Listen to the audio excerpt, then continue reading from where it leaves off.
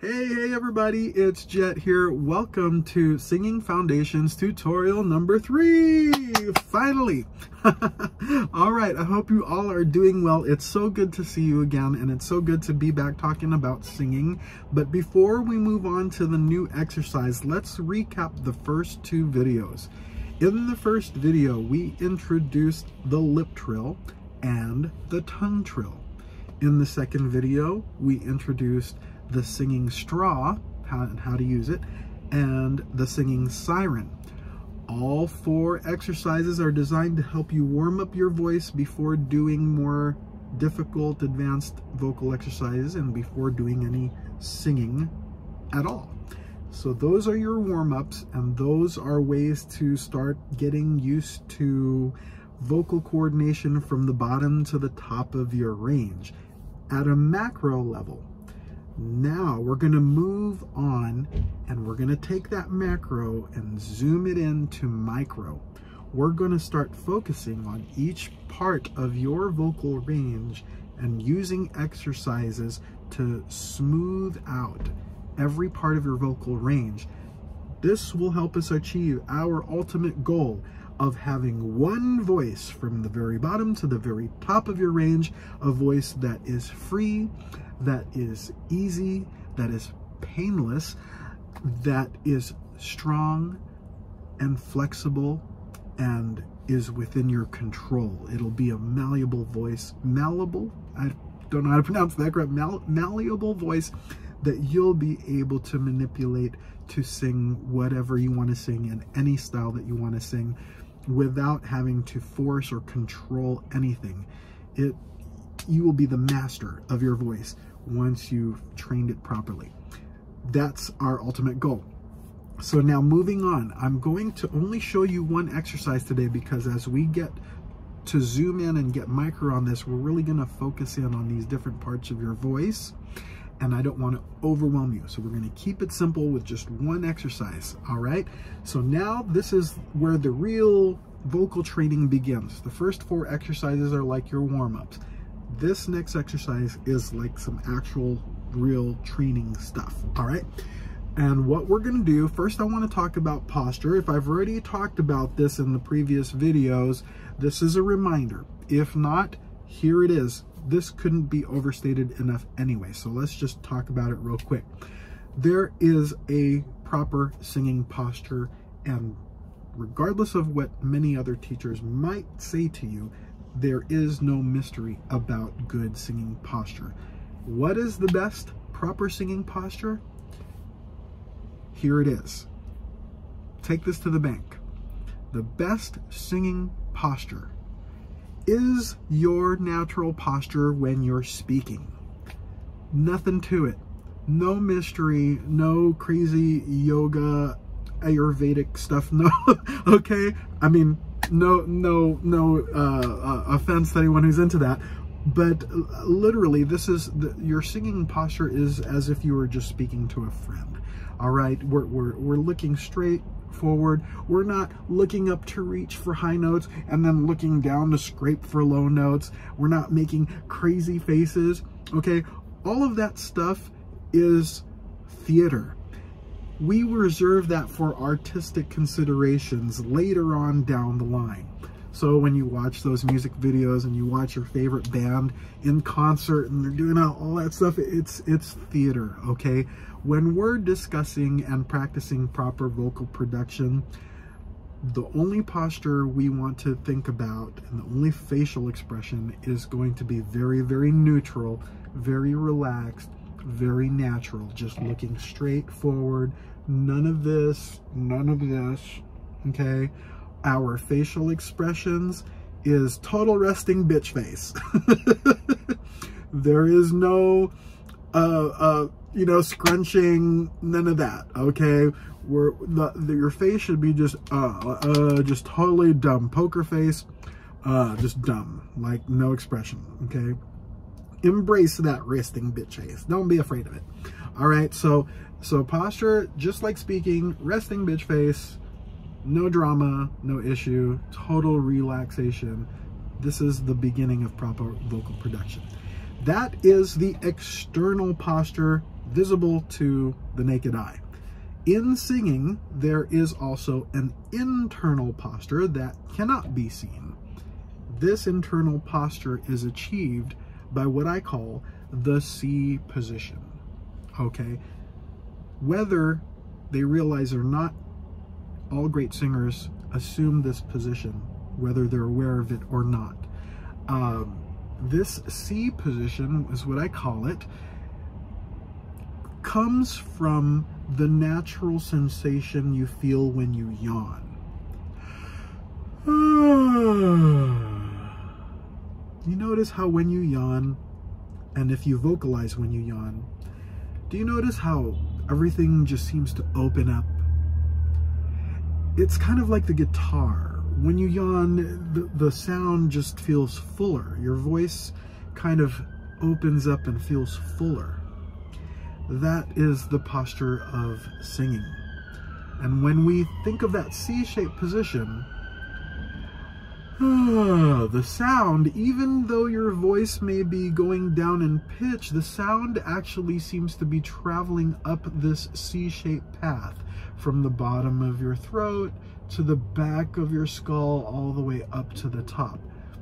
If you're not feeling that right this second, don't worry. You'll begin to feel it as we get into the exercise. But for now, I just want you to think about starting to imagine this C-shaped path when we do our exercises and when we sing at all, ever, okay? Every time we sing, we're just reminding ourselves of this path. And that yawning sensation, okay? Imagining this path helps us to assume the right singing posture, the right internal singing posture. It's not that the sound is literally going to the back of your head and out the top of your skull. Not literally, but imagining it doing that will help create that internal posture. Now that we've discussed the posture, please let me know if you have any questions or concerns. I know this might sound silly to some. There's a lot about singing that seems silly at first, and but that's just the nature of the beast. All right, so now I want to show you the exercise. All right, what we're going to do is we're going to take a duh, sound, okay, and it's kind of like how we did with the lip trill. It's keeping that vowel sound. Now we're going to just keep our lips closed, not pressed tight, not squeezing the lips, just relaxed and closed with a dumb sound. And then we're going to inflect the voice upward. Like you're asking a question. It's almost kind of a cry. Keeping that C shape.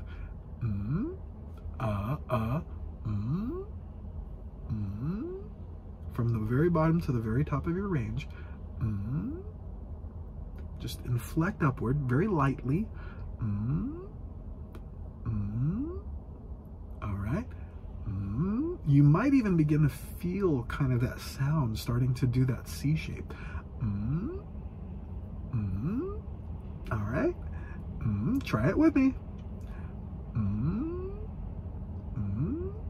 Make sure everything is relaxed. It's kind of a squeaky, kind of a cry. All right. Now, once you've got that comfortable, we're gonna apply it to a scale. Now, here's where we're gonna get micro. All right.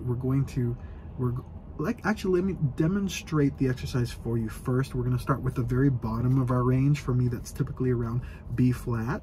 So I'll start down there and I'll show you the exercise here right now.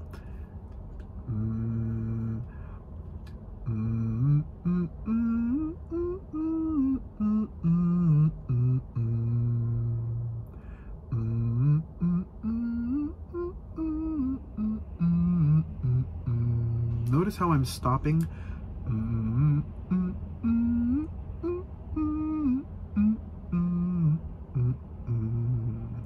I'm restating that C position every time.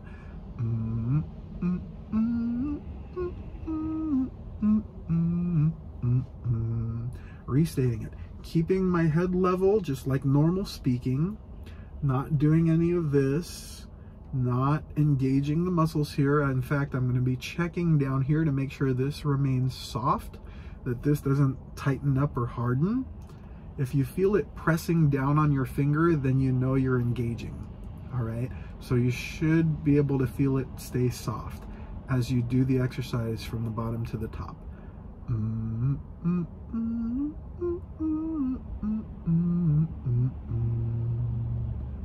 All right, so we're restating it at every part of your voice, and that's just starting at B flat.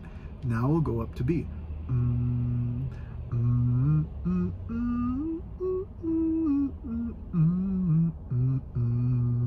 Again, restating.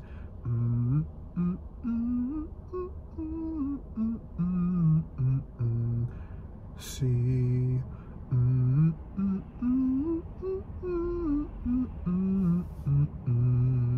C sharp.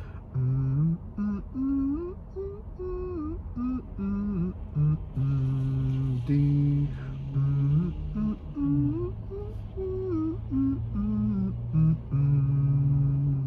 All right, again, just keeping everything like a speaking level. This is not engaging. I'm checking, make sure that stays soft, and we're restating that C position every time, and keeping that sensation of yawning with a dumb sound.